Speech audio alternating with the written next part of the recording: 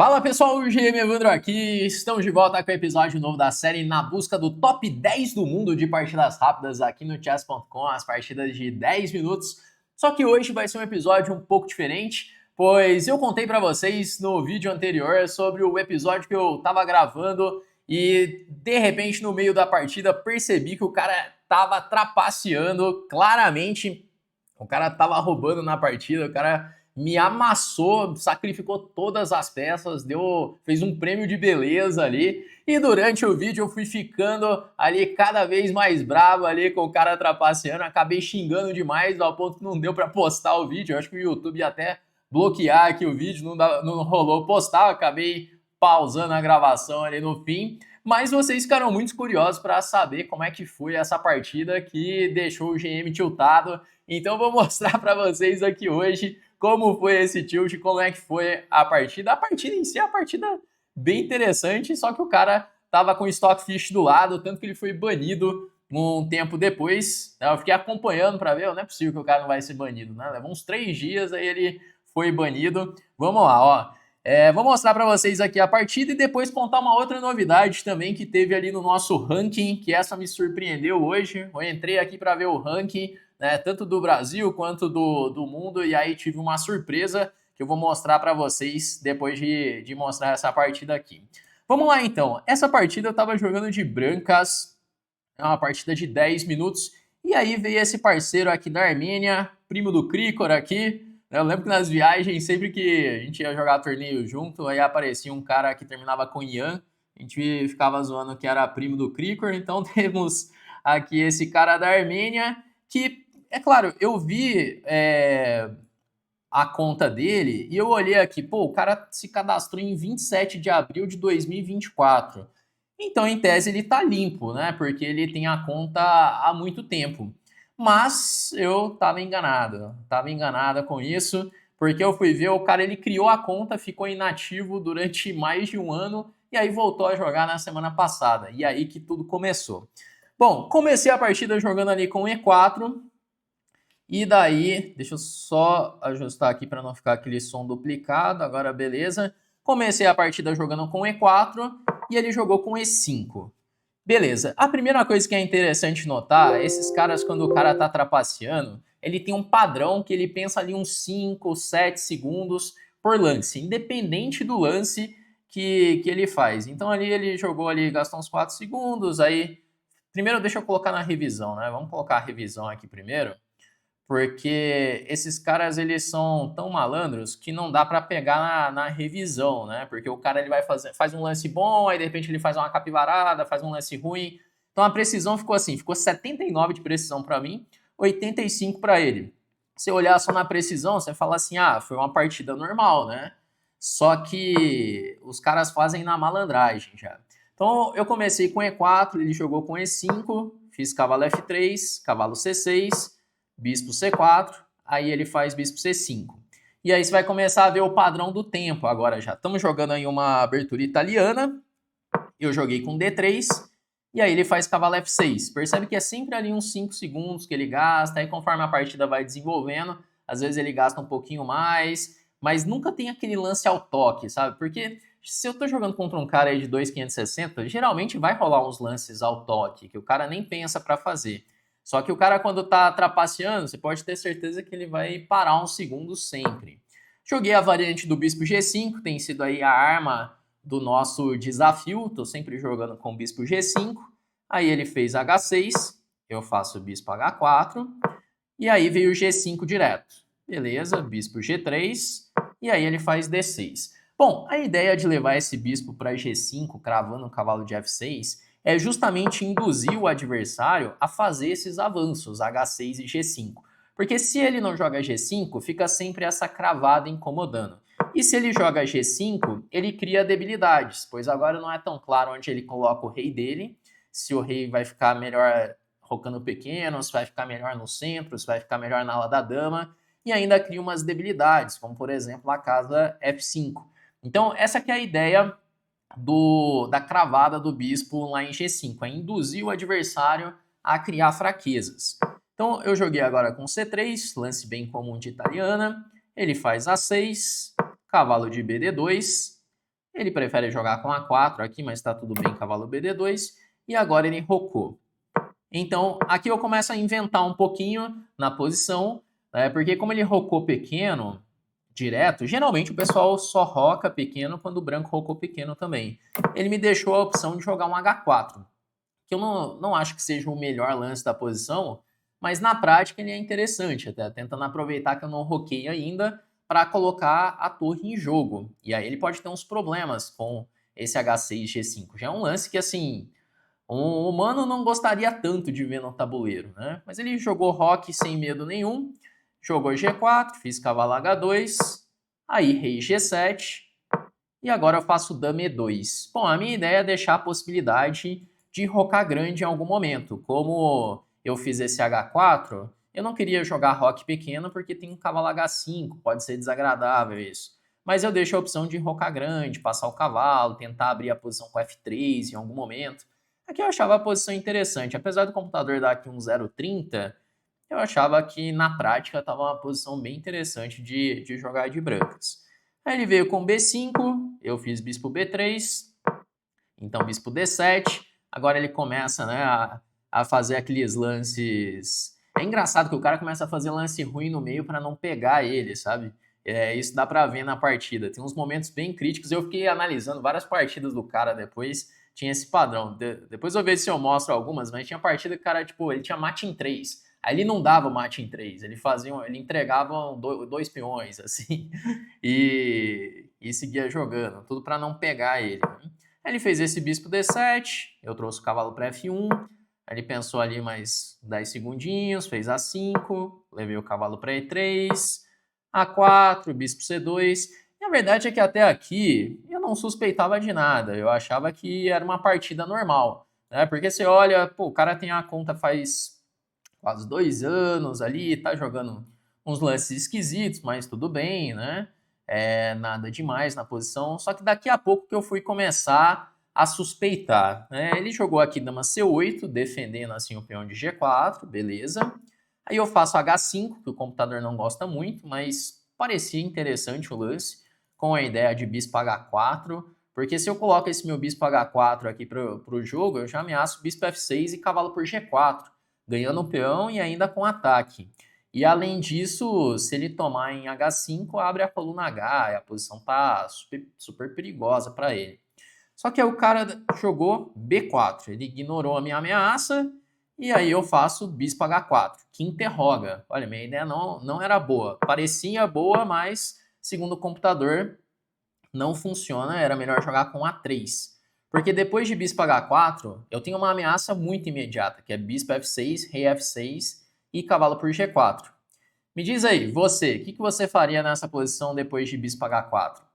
Porque é uma ameaça bem chata essa, né? Ameacei ganhar um peão, já tomando com cheque, tá vindo um cavalo para D5 às vezes, as peças estão chegando.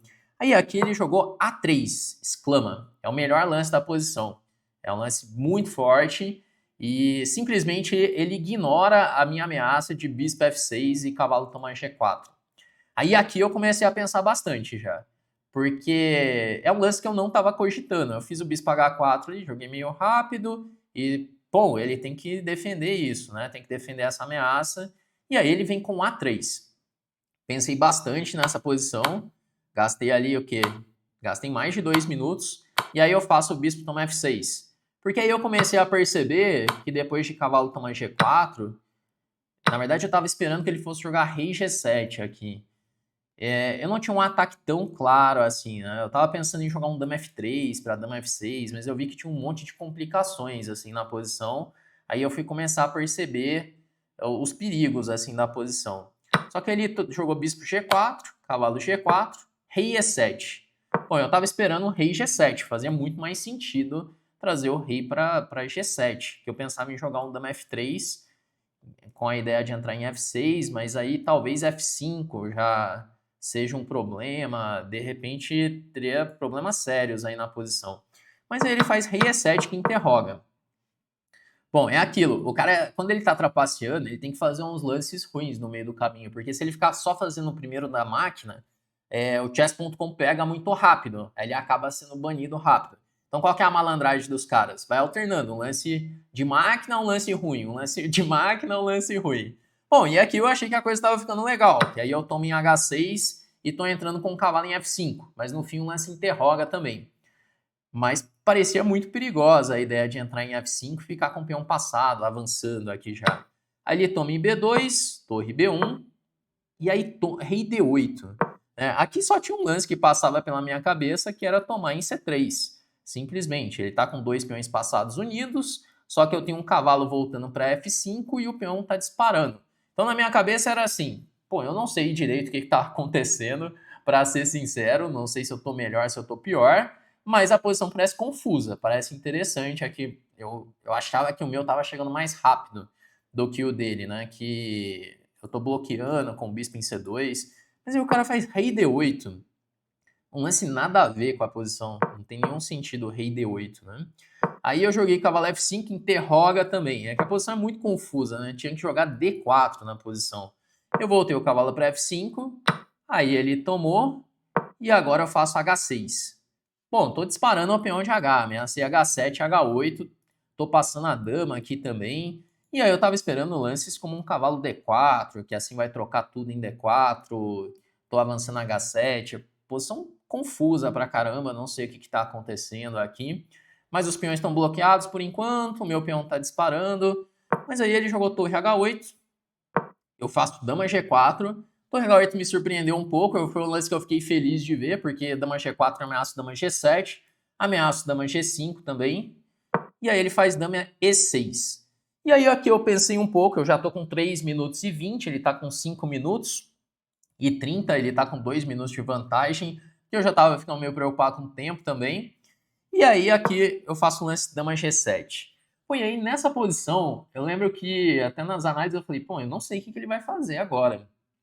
Porque depois de dama G7, eu ameacei a dama, quer dizer, eu ameacei a torre, ameacei dama por H8, e se ele defender com rei D7, agora eu tenho o bispo B3, ameaçando a dama. E a dama tá ficando meio sem casas, porque eu tô tomando lá em F7. E daí eu achei que a posição tava muito boa, mas você pode ver que na realidade a posição tá perdida. Tá perdidaço pro branco. E aí, desafio você agora. O que você faz depois de dama G7? Vamos ver se você consegue encontrar o lance da máquina aí. Porque o cara pensou um pouco e o que ele fez? O cara simplesmente ignorou a minha ameaça de ameaçar a torre lá em H8 e ele fez aqui um lance dama por A2. Na hora que ele fez o dama por A2, eu, caramba, né? O cara tá ficando completamente maluco na posição, né? Não é o lance mais preciso da posição, o dama por A2. Mas ele ainda tá com uma vantagem tremenda na posição. E aqui eu pensei, bom, tô ganho, né? Joguei dama por H8 check, rei D7, e eu tenho uma torre inteira a mais. Só que a posição ainda tá melhor pro preto. Né? Isso aqui que aí aqui eu falei, pô, isso tá errado. Porque nenhum humano jogaria. Talvez até jogaria, mas é um lance difícil pra caramba, né? Dama por A2. Cavalo B4, que é o lance da partida, é mais fácil de considerar, né? Dama G7, às vezes jogar cavalo B4 para tomar em C2. Mas esse aqui eu achei um lance muito difícil de um humano fazer. Né? Acho que por aqui que eu comecei a xingar o cara já no vídeo. Bom, aí eu joguei dama por H8, jogou rei D7, eu faço dama F6. Aqui eu já tinha que jogar dama por A8 para tentar jogar a posição dama por A8, seguido de H7, H7 para H8 dama. Mas aí eu joguei dama F6, parece um lance mais natural de se jogar. E bom, eu tô com uma torre inteira a mais, né? Uma torre inteira a mais. Tô jogando H7, H8. Se precisar, eu tô rocando. Pra ser sincero, eu não achava que eu tava perdido, assim, na posição. Mas a verdade é que eu tô perdidaço aí. Tá tá 1,5 ponto para as pretas, né? Daí ele jogou cavalo B4, ameaçando ali o meu bispo. E é aqui que eu comecei a ver que eu não tinha muitos lances para fazer depois desse cavalo B4. Porque aí F7 está defendido, se eu dou o cheque em E7 ele escapa para C6, se está indo lá para B7, tá tomando em C2 agora. azedou a posição, de repente. Eu já não estava achando o lance. E aí eu roquei, ele faz cavalo C2. Bom, agora eu tenho só uma qualidade a mais, mas ainda não parecia que eu estava perdido assim na posição, porque, pô, eu tenho cheque em E7, estou jogando H7, H8, mas acontece que esses dois peões passados unidos, eles são muito fortes. Tem várias posições que ele pode estar com uma torre a menos, pode estar com muito material a menos que esses dois peões eles estão promovendo ali. Bom, daí eu joguei H7, ele faz cavalo A3. E, bom, se eu estou promovendo, ele vai simplesmente tomar, dama toma, e aí tá tomando em B1, depois está promovendo os peões. Eu joguei D4, aqui já é um desespero, eu tô com 2 minutos e 20 ali na posição. E tá muito difícil de achar lance, aí eu joguei D4, ele tomou de bispo, eu joguei cavalo D4, peão toma, e agora a torre E1. Bom, tentando resistir de alguma forma, eu trouxe a torre para E1 e agora ameacei promover. Porque o que eu pensei? Bom, se ele jogar agora B1 dama, eu tô tomando, cavalo toma, eu posso promover, ele vai trocar, dama toma, eu ainda tô com uma qualidade a mais. Tudo bem que ele tem os dois peões passados, só que eu tô ameaçando dama por D4. E aí, se eu tomar o peão de D4, de repente eu ainda consigo segurar esse peão de C, né, combinando a minha dama com a torre. Achei que ainda dava para jogar, mas tava muito otimista. Porque ele joga aqui B1 dama, eu faço torre toma, cavalo toma, promovo a dama, faço H8 dama, torre toma, dama toma, e agora ele faz C2. E é engraçado isso, porque o cara não joga os mais precisos, né? Ele sempre joga aquele lance, às vezes, o terceiro da máquina, ele deixa, né, a partida. Não é aquela partida que é uma linha reta, né? Sempre o preto com vantagem, subindo, subindo. Não, ele faz um duvidoso no meio, dá uma interrogada no meio. Só que aí nisso o cara vai te massacrando de outro jeito, né? Porque mesmo fazendo um lance que dá chance, aí depois vem uma pedrada na sequência e a vantagem já explode de novo. Porque esse lance é um lance dificílimo de fazer também, C2, apesar de ser ruim. Eu esperava justamente que ele fosse jogar um cavalo D2, atacando a torre e defendendo depois o peão de D4. E, bom, ele tá com dois peões passados unidos, vai ganhar a partida. Mas aí o cara joga C2, deixa tomar em D4 e depois faz dama A3, exclama. Que agora ele ameaçou jogar C1 dama, promovendo, e eu não tenho o que fazer na partida. Eu ainda olhei assim, ó, pô, o cara interrogou aqui, né? Porque eu tenho dama E3 agora. Que aqui tinha que jogar dama C4 para tentar segurar. Mas eu pensei, bom, eu tenho dama E3, porque agora se de repente trocar as damas, minha torre está controlando, o rei está chegando em D2, eu posso ter alguma esperança. Só que ele troca, e agora ele tinha cavalo C3, que já matava, né? Cavalo C3, acho que já matava, porque aí se torre C1 ele tem cavalo E2 duplo. E se eu não fizer nada, ele joga um cavalo A2 e está promovendo.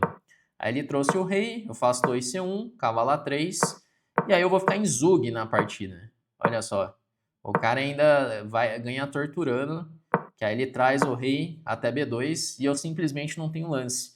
Não consigo fazer lance com nenhuma peça, e ele tá ameaçando ou disparar o peão de C até C3, ou jogar cavalo B1, e aí tá ganhando a torre.